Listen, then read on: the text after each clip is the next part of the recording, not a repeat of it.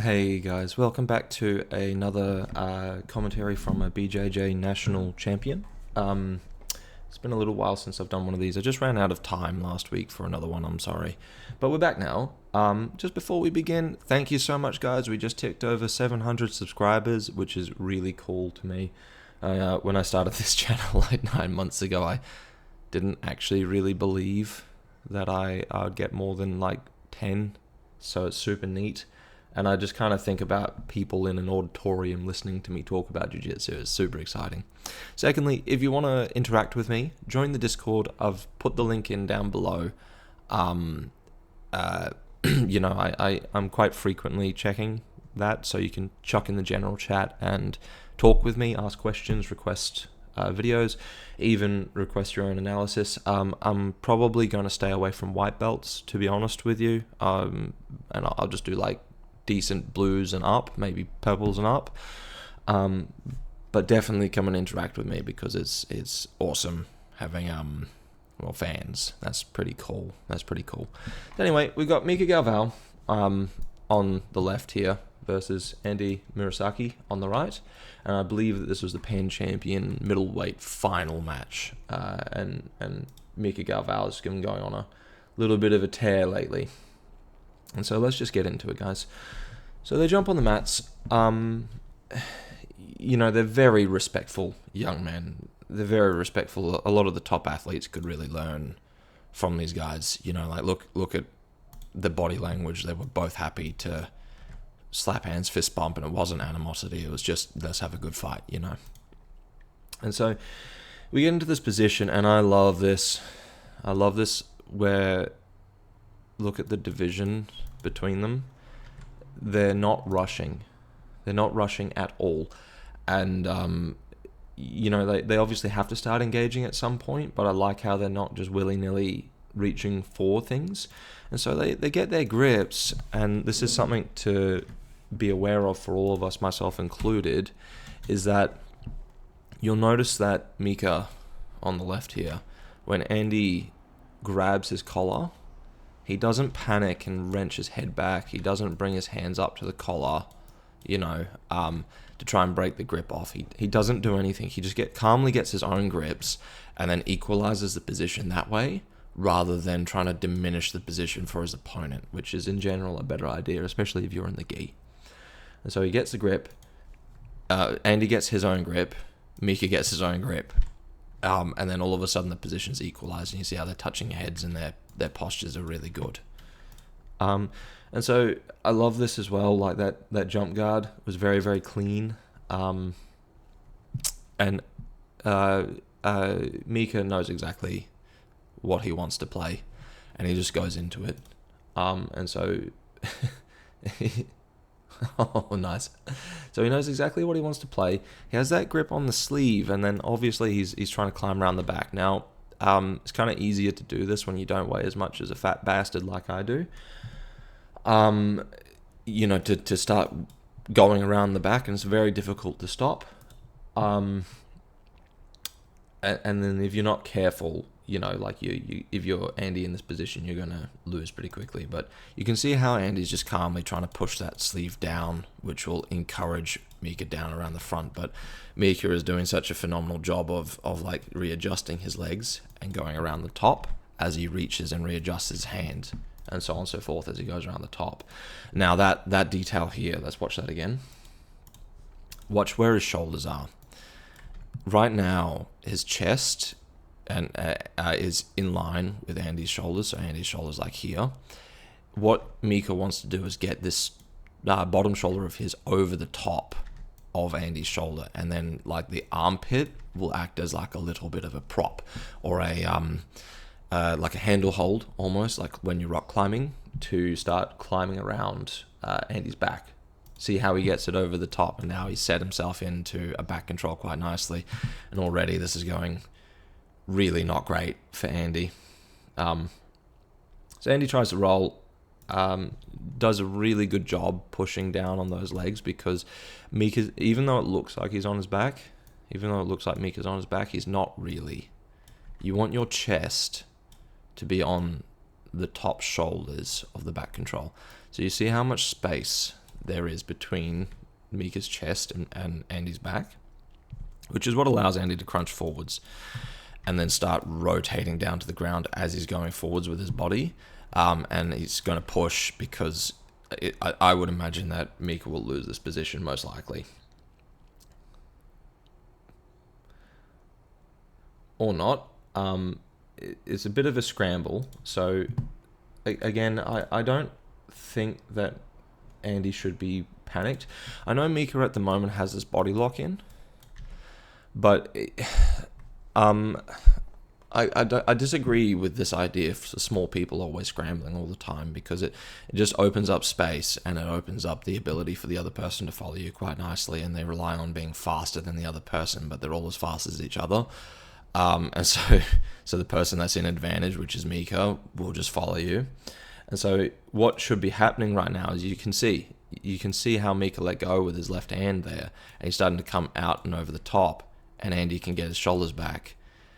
He should be focused on this ankle with his left hand and his knee, Mica's knee with the right, and like jamming that up so that when Mica lets go and tries to come to mount, he has a really good shot at getting out. Instead, he sits up and around the corner, bringing his shoulders off the mats around the corner and exposing all of this space for Mica to start following, which he will, because Mica still has the hand being dragged across, and so he can actually move his body around the top. And you see how right there Mica really didn't actually do much, but Andy dragged him with him. You see, like that. Yes, Mica has to have good strong core to be able to be dragged, but he didn't do a core crunch up. He just got lifted. And then that's all Andy's work right now. And he's doing it again. And so we get into like a very kind of the same type of position, but Andy's just burnt out 80 kilo doubles gator roll, and he does it again, and it's the same type of position. He's still getting his back exposed. Andy is still making progress here, but again, I would suggest that slower and more steady progress is probably better.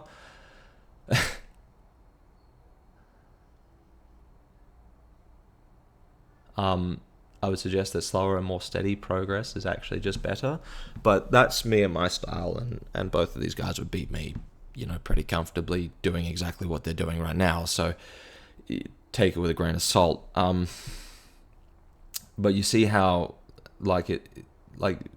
it's just the same type of thing, and Mica's getting further and further ahead because he's not allowing Andy room to breathe or turn. He's just following him quite nicely. And so I really don't like what I'm seeing here in terms of these gator rolls at all. And I stick by that. But again, it's difficult to make those decisions when this is how you practice jiu-jitsu. Do you know what I mean? And especially if you get away with this type of decision, and smaller people in like the 80 kilo range are always so tensilely strong that they can lift someone like me while also moving and taking advantage of space. And so they get away with this type of thing because they're quicker and they just whip out, and because if they're rolling with someone bigger, there's going to be more space. But when they find someone that's really good at being like glue, like Mica, it's very difficult to find that space. And you can see how Mica also finds a space to go into and keeps on resetting the whole time. And so you get to this type of position where he's just like a little fucking spider monkey, and he doesn't give a fuck. He's just following you around on your back the whole damn time, and you're just burning energy the whole time. It's difficult. So what Andy's trying to do here is he's trying to back out the back, trying to back out the back and have Mica slide off the top. Very common idea, but the tensile strength in the legs and the rest of Mica's body will just keep him on the back, I'm pretty sure. Mica will be hunting for a choke or attacking an arm. It's going to be very, very difficult to get out of this. However, I do love what I've just seen here. This knee coming over the top of that hook and like pushing it down now compromises Mica's position quite substantially, and I wouldn't be surprised now if we see Andy pop out the back. That said, it's only a relatively short video, and Mica has been going on a bit of a tear lately.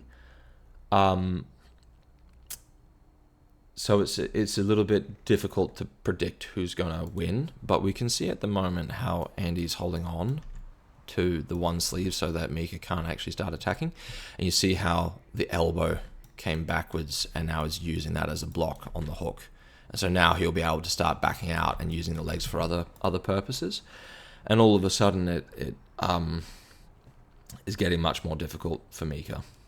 But it does look like from this angle, which I couldn't see before, that we're heading into armbar territory, so falling off the top doesn't necessarily matter as much if you're rotating around the top.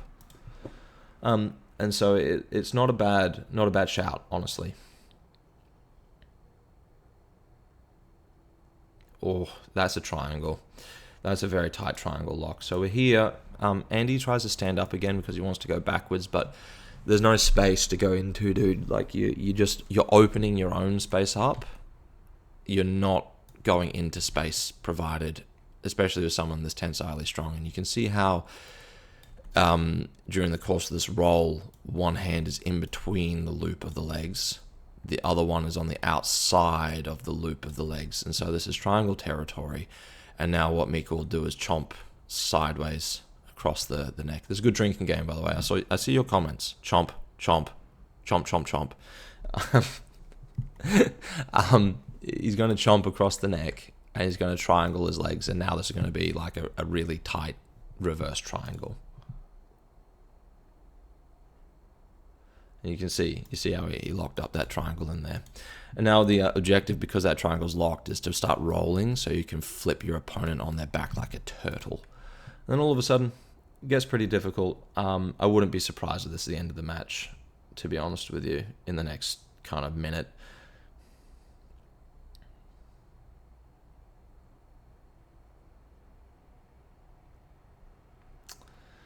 Yeah, so we see Mica extending this out. Yeah, that's a tap there. That's a tap there. That's very, very tight. So he's got hold of the arm.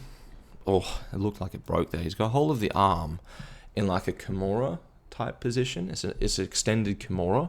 The hips are going in, putting pressure on the shoulder, and he's wrenching the elbow back, the wrist back around the top. And you can see that the only thing saving Andy right now is this sleeve grip. And so Mica's just like powering through it because you can. The amount of leverage you have with your whole body to beat an arm pulling in with a lat pull, it's pretty incredible. And so we get to this position where this is tight, and all Mica would have to do to start breaking is not necessarily go back around the top, but like around the top with a slight rotation to his shoulders, and that would pull the wrist this way as he talks, like a standard armbar. And so Mica is really concerned. He just wants to win. He doesn't want to hurt anyone. Really good sportsmanship. And I don't think he felt the tap to begin with, because, yeah, he's just focused on the win. So, yeah, like Andy taps out twice, and I love the concern on Mica's face. He's a good boy, I think. He's a really good lad. Very, very good at jiu-jitsu. And so, that's a 2 minute and 46-second fight. That's pretty decent win, honestly. And obviously a bit disappointed, but I love that sportsmanship. I love him helping his opponents up. Really, really tidy. Really good sportsman. I'm looking forward to seeing what this young man turns into as he ages, and like how far he can actually go in the sport. I want to see how many world titles he can get, The mistake to me that lost this match is like it's a few mistakes, but right here, allowing this sleeve grip and then not physically stepping back around the top and wrenching the shoulder out is what will start losing this match for you. So you need to put the shoulder further into Mica's left shoulder, and then really try and pull this his right hand back around the top, even though Mica has the grip. So you need to be doing everything you can to turn back to face, otherwise this happens. The second mistake to me is these gator rolls. When Andy gets to this position, he's actually escaped the back right now. He's escaped the back control right now, and he doesn't recognize it. He should just keep on getting his shoulders flat and wriggling and then deal with the bottom of a mount, because your fighting chances are better at the bottom of a mount than they are on when someone like Mica's on your back. So he makes a mistake trying to like explode out of it and scramble instead of just technically working towards an escape. And I really disagree with the decision making here, but again, it's easy to criticize when you're on the sidelines. And I believe that this is probably the killer in the match, because as soon as you allow Mica to keep on climbing with you, it's over. You know, it's over here.